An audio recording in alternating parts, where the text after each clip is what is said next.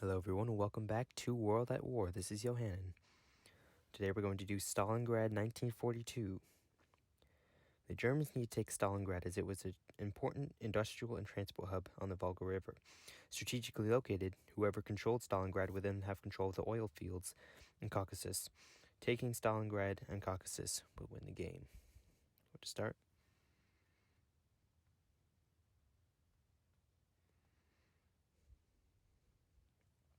Alright, so here we are. This is not a global game, so the other territories are isolated.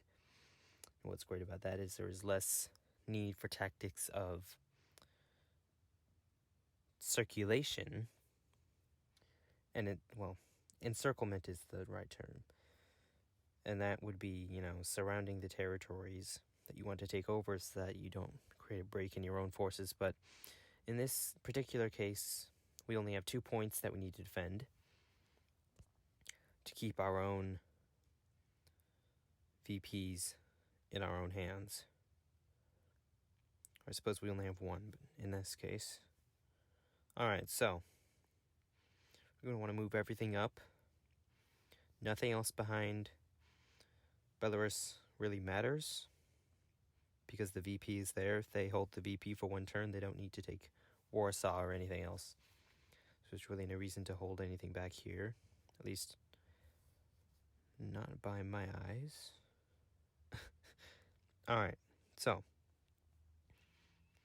the first time I did this, I took Moscow to cut off their supply of funding and to take their factory.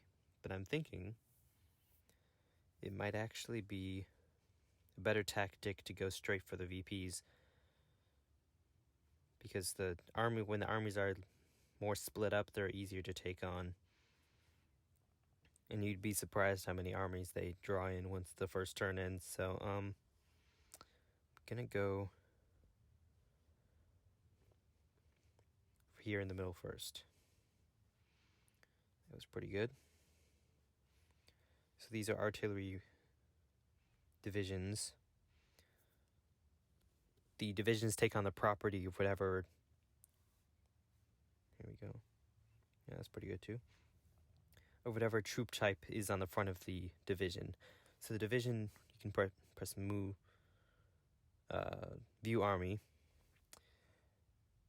Infantry are the dominant thing in this army. So infantry is what the style of fighting the divisions are going to take on. So if we have fighter divisions, obviously they're going to be able to attack further in territory here to Stalingrad. We're gonna go with that.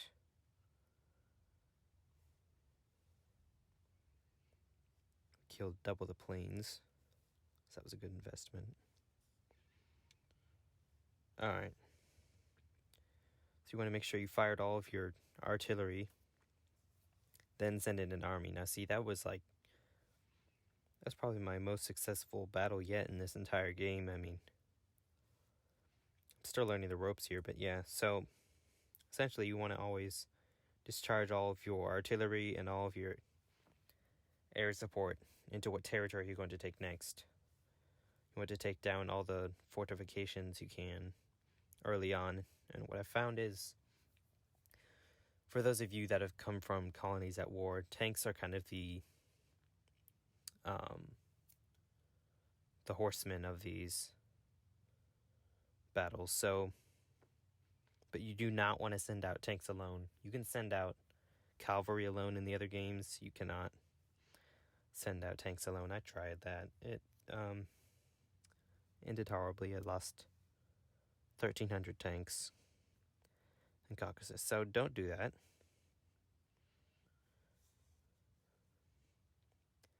Crimea isn't very heavily protected, but it is heavily fortified, and I haven't been able to break the fortifications prior to advancing here, but I'm going to want to fortify here. Then I want to bring up divisions to cover this. I do not want to lose this position because they need to be in a position to take the VP, and I can't take Crimea this turn, I don't think. because it's going to take a few waves to bring down the fortifications. This is my most powerful army right now. I'm going to send it in to knock it down. Now that did a lot of damage. So now they've got essentially nothing here, actually. Should probably actually just take this turn. There we go. Now Crimea is down. So now we have 2 positions right in front of Stalingrad. Once we take Stalingrad, we basically just have to hammer down on Caucasus. And that's really all there is to it, you know. That's really what the Germans did in the Great War, is they took the Russians off guard here. They used mainly tank armies, and they used special tactics to encircle the Russian troops and capture them in like quantities of like 300,000 men at a time. They would encircle them with the tanks. They had a term for the battle tactics they'd use, but it worked all the way up to Moscow. And then they ran out of supplies for the winter. They got stuck in the snow. And then when they realized the Germans were out of supplies, the Russian army regrouped and came back at them. And the Germans never picked up any kind of footing after that. They got pushed all the way back to Berlin. And the Allies met up with the Russians in Germany and met them at Berlin after the Allies blitzed through Italy. So I've hit them with all I've got now. I've got all my armies up front now. And all these back armies are used up. I've got these divisions in here, but I figured I'll keep something in Warsaw just so, you know, when I move everything else up, I don't want to have nothing else to go off of if they do take control of a territory and get through my first lines. Just a precaution. I mean, there's really no way that can happen anyway, but I like to be prepared. I'm going to keep this money, basically, but I'm going to use some of it to fortify these 2 positions. I don't want either of these to fall, because it takes an entire turn to complete an assault on a territory, since it takes multiple waves. So you don't want to get stuck taking back a territory that sets you back a few turns, gives them a chance to regroup their troops.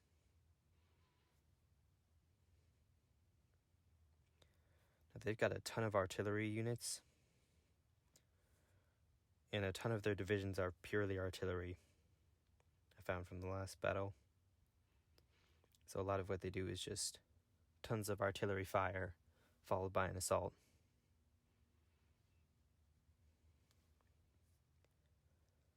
The problem is, I think they rely a little too heavily on artillery fire, while I'm really relying on tank fire right now. I do artillery fire just to bring down the defenses, but the tanks are doing all the work. Tanks with added troops to them. And that's where Russia faulties here. It's their lack of use of tanks.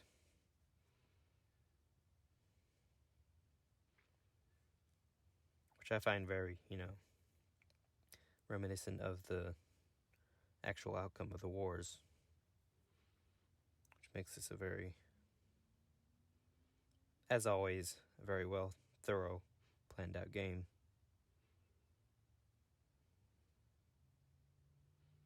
They're hitting me with a ton of armies. This is what happened last time. They have a ton of different divisions. The last turn, the last game that I did, they all moved straight into this territory right here. But this time I took it straight off the bat. So now instead of moving in there, they're all attacking. But I'd say it's worth it. I've saved a ton of time. And hopefully these divisions that took up the rear last time, they just kind of became obsolete near the end of the game when I was sieging Caucasus. So I'm thinking this time all I have to do is fortify against Moscow, preventing me from taking Stalingrad. I've knocked out a lot of their defenses with my main army. And I've still got another army that's big enough to carry out the assault. So I'm going to use all of my long-range units to take down as many men as possible, now that they don't have fortifications. Hoping that'll speed up the assaulting process. We can get some of these armies moved up into Stalingrad.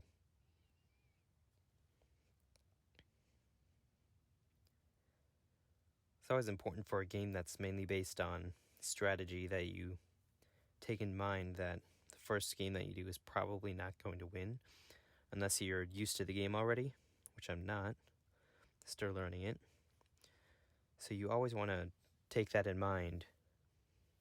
The first game that you're going to do, you've got to try some outlandish things because you need to know exactly how everything reacts to everything in the particular scenario and how formidable the armies are. That's what I've figured out. So I'm a bit smarter this time. Be more direct. Taking more advantage of the tank divisions that I have.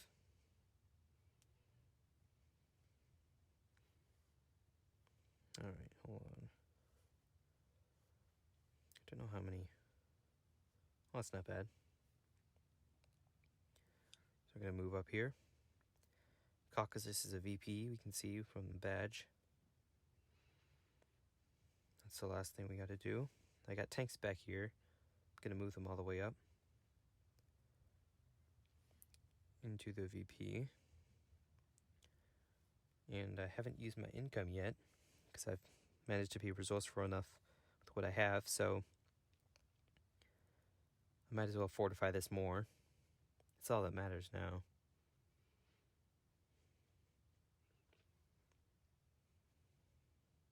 Since I've got another tank division coming in behind me, it doesn't matter that I'll probably suffer high casualties if I take it now. Because now, next turn, when all my armies refresh, they'll be ready to take Caucasus.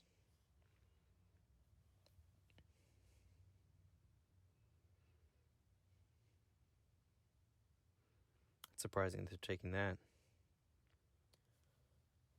They must be trying to go for Belarus.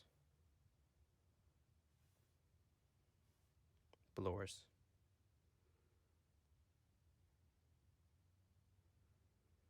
Yeah, they're trying to get past this here. I would have thought they would have gone for Stalingrad. They did last time, but I don't think it matters either way. I've got a lot of battalions in there.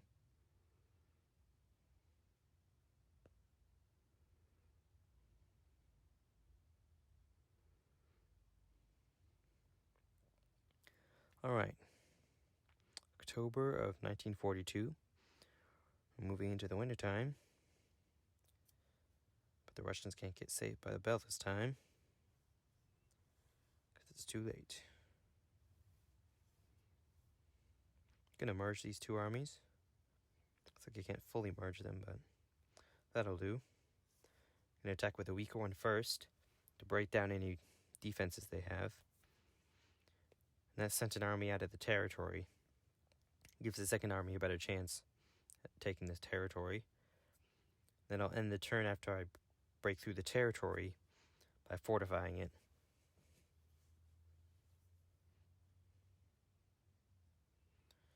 Yeah, we're doing good. 13 divisions, that's still a pretty big army.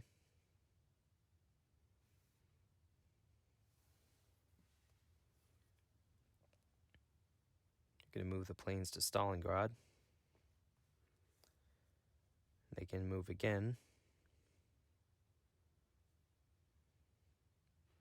That knocks off a few more men. Brings them down to 12 divisions. Going to bring the second plane divisions here. Hit them again. A little bit less casualties. Might as well hit Moscow. I don't want to move those guys because they can't lose that territory. In fact, I should refortify them.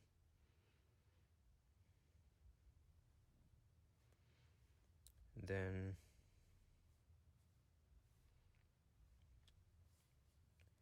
hit them with the last army here. We've taken it. I'm going to move an extra army in there to help fortify. Then we're just going to use the last remaining money to fully fortify this position. I can fortify this position as well. Oh, I guess not. I can do this one though. So now I've got 3 fortifications on each. They probably won't have enough to take any of these in the next turn, so this is about the end of the game here. Gotta see it through though.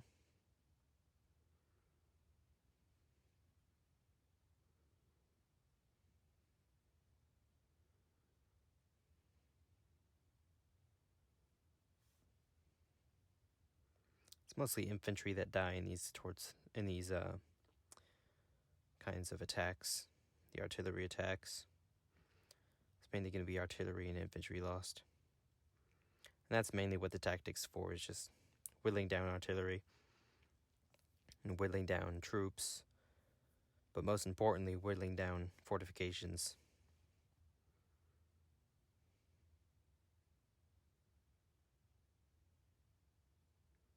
That was a heavy hit. Looks like they got another army. They might have a trick up their sleeve here. They're taking back Stalingrad, so I no longer have 3 VPs.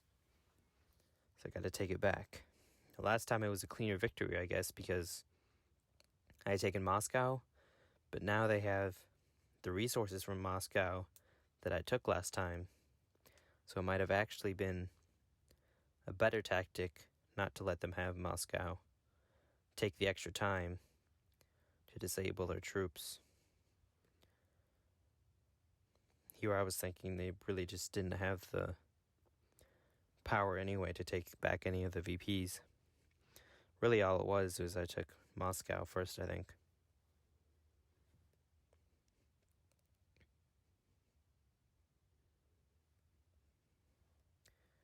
So I've laid siege to Stalingrad.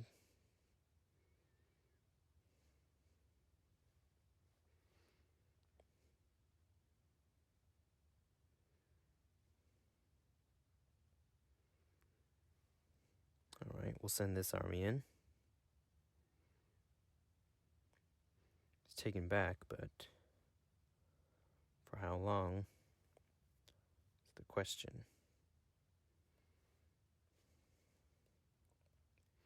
Might need to distract them here.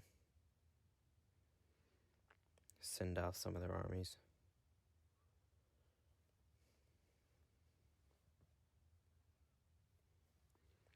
Now hopefully, if I fortify this one the most,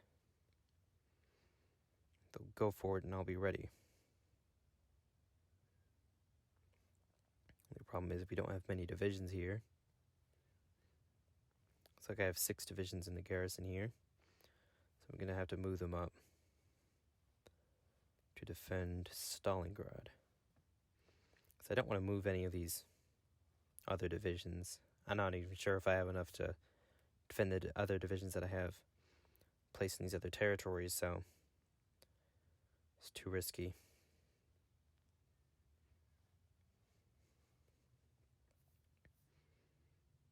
Yeah, they're still going for Stalingrad. And Kursk. Well, that's good. It looks like they're going more for Kursk. So if they don't have many attack armies, then they won't be able to take Belarus in one turn. And then it won't matter.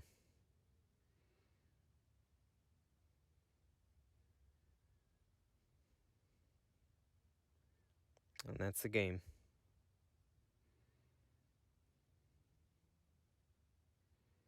Right at the end of winter. I got double the credits I got last time. So it was a cleaner victory, but I have to say, taking Moscow might have really been a good tactic. Just maybe not in this particular scenario. So taking advantage of Germany's tanks is always a good opportunity in this game. Anyway, that's it for today. I'll see you next time.